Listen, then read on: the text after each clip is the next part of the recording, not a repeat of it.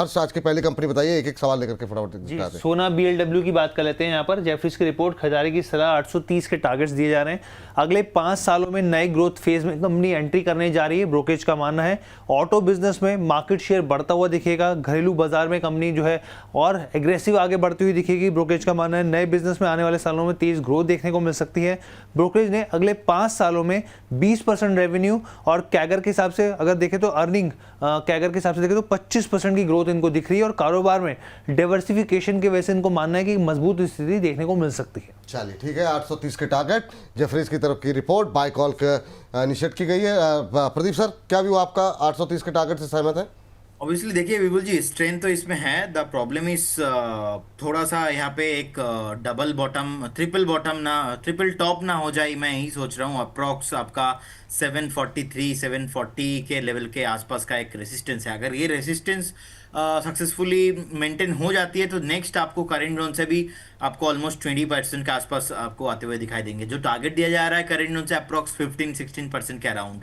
सो लेकिन एक 740 के लिए मैं वेट करूंगा और 20-30 रुपीज और ऊपर देख लीजिए। मतलब 745 के ऊपर आप बाई करने का सलाह रहेगा। उसके बाद सीधा सीधा आपको ऑलमोस्ट 880 से लेकर 900 तक टारगेट आपको आते हुए दिखाई देंगे जी। बहुत बहुत शुक्रिया सर, बहुत बहुत धन्यवाद आपका आज की चर्चा में जुड़ने के लिए।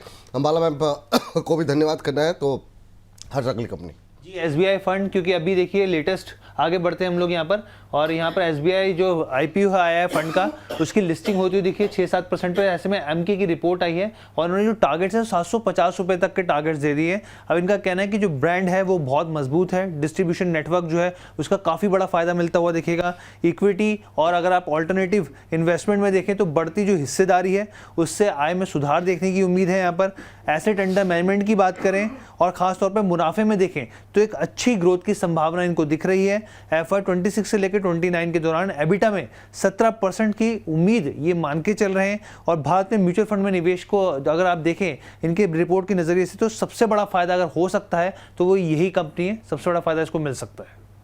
हमारा मैम आपका व्यू और डिस्क्लोजर। जी, तो सेम व्यू है। I would like to go with there, क्योंकि ऑलरेडी थोड़ी देर पहले हमने SBI म्यूचुअल फंड में यही बात की है कि अगर हम होल्ड कर लें तो अच्छा पैसा बन जाएगा। हर्ष बताइए। जी, श्याम मेटालिक्स की बात कर लेते हैं। यहाँ पर जेफरीज की रिपोर्ट, खजारे की सलाह यहाँ पर और 1150 के यहाँ पर टारगेट्स दिए जा रहे हैं। अब इन्होंने यहाँ पर कहा है कि कंपनी का जो एबिटा अगर आप Q1 में देखें जो एक्सपेक्टेशन थी उससे 19% ऊपर जाता हुआ दिखा है। स्टील इक्विपमेंट वॉल्यूम की बात करें तो वहाँ पर भी एक अच्छी बढ़ोतरी दर्ज की गई है। और इन्होंने कहा है कि आने वाले तिमाहियों में एक बेहतर स्थिति देखने को मिल सकती है। कम लागत के वजह से जो कच्चा माल है वहाँ का फायदा मार्जिन्स में दिख रहा है यहाँ पे। और कंपनी करीब 4,500 करोड़ रुपए जुटाने की इक्विटी इशू को लेकर जो है वो कंपनी ला सकती है यहाँ पे। और आने वाले दिनों में उत्पादन क्षमता भी बढ़ती हुई दिख सकती है। ये बात है सर। श्याम मेटालिक्स 1150 के टारगेट जेफरीज की तरफ से रिपोर्ट आई है। हालांकि आज थोड़ा सा प्रेशर देखने को मिल रहा है।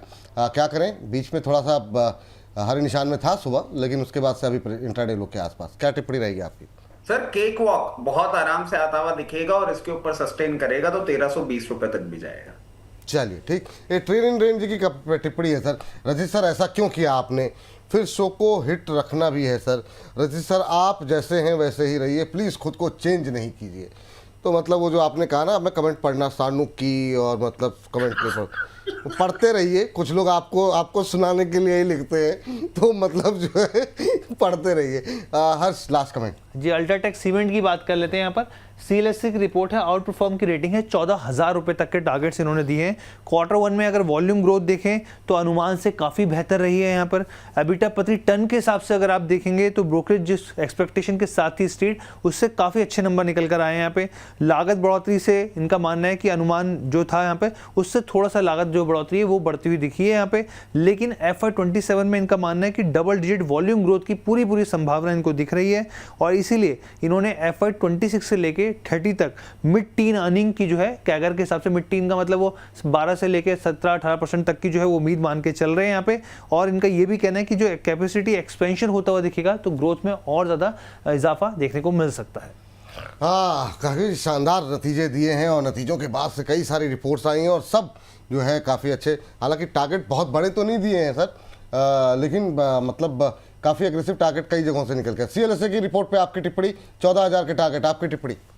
सर मैं जाना चाहूंगा 12,200 इस सप्लाई पॉइंट को आप इसको क्रॉस कर लेने दीजिए, फिर 13,000 और 13,000 के ऊपर सस्टेन करने के बाद 14,200 लेवल्स तक कंफर्टेबली आपको जाता हुआ दिखेगा। चलिए, तो यहाँ पर सकारात्मक व्यू रिपोर्ट्स का भी और रचित जी का भी। तो हर्ष पूरे हो गए हमारे चारों शेयर। जी सर।